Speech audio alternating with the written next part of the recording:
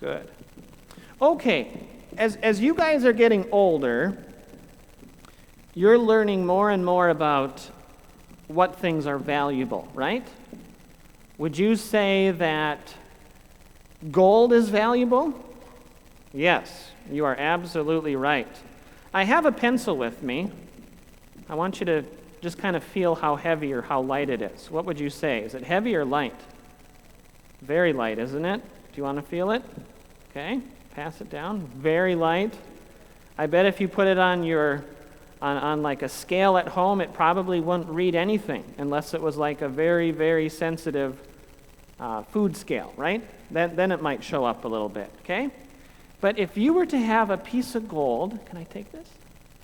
That weighed as much as this pencil, which almost feels like nothing, right? A piece of gold that weighs the same as this pencil would be about $650. That's pretty expensive for just a little piece of gold, right? So imagine if you had a big gold brick. Okay, sometimes they'll sell gold in 27.5-pound bricks. Those things are worth like over $500,000, maybe even into the $600,000 range, depending on how gold prices go up and down. Well, I want to show you a picture.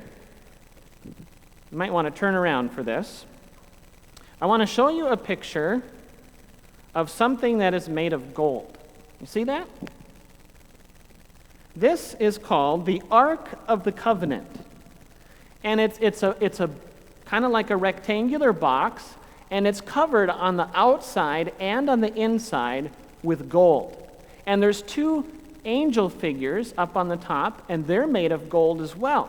And there's a cover to go over the top of the box made of gold. Can you imagine how valuable that thing was? Really, really valuable just because of the gold. But that Ark of the Covenant is really valuable for another reason.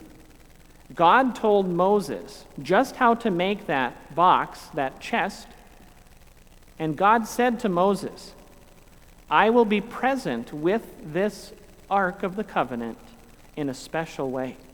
And God told Moses, I will meet with you here with the Ark of the Covenant. And God told Moses, I'll tell you, I'll help you tell you what the people need to do. I'll meet with you here in a very special way.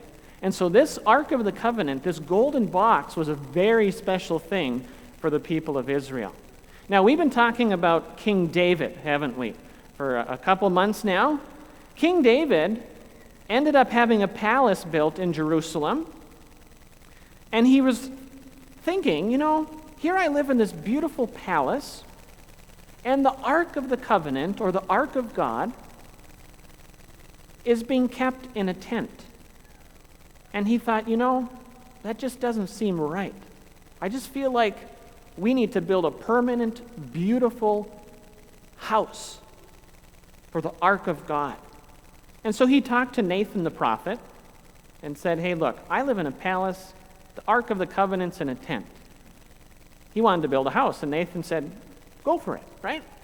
But that very night, God came to Nathan in a vision and said, go and tell David, you're not going to be the one to build this. Your descendant will. It ended up being his son, Solomon.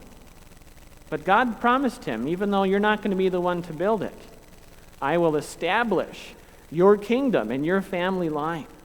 And so David, even though he was probably very excited about building this house for the Ark of God, he wasn't angry that God said no. He was humble, and he submitted to God's plan. And he was thankful for all that God had done for him. You see, David wanted to see God glorified. And so he was thinking, we need a building, a beautiful permanent building for the Ark of God. And that's why he wanted to build it. So he didn't build it himself, his son did. But he did help gather all the materials to build this house, the temple in Jerusalem. So we're going to talk more about the Ark of the Covenant in the message here in just a little bit, so you want to pay attention because I'll have some more interesting details about the Ark of the Covenant. But a beautiful golden box where God said, I will be present with it in a very special way. All right, thanks for coming up.